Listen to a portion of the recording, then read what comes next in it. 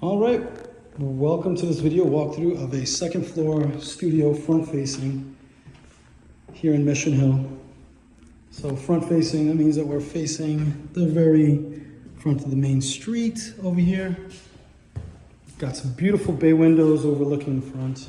So lets in some sunlight. We are having an overcast kind of day, but we're still getting plenty of light. Exposed brick over there. Decent sized cloak closet. All right, we have a beautifully cleaned and well-maintained bathroom. We got your toilet, sink, vanity, standing shower, tub combo. All right, and we have your kitchen over here.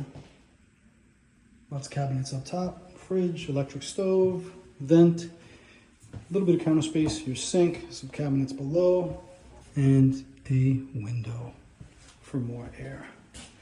Okay, there's coin-operated laundry in the basement. It's professionally managed on-site superintendent, and it's just a great spot. Close to Longwood Medical and right on the Green Line. All right, if you have any questions, feel free to reach out. Angel at lmcrealtyboston.com. Happy hunting.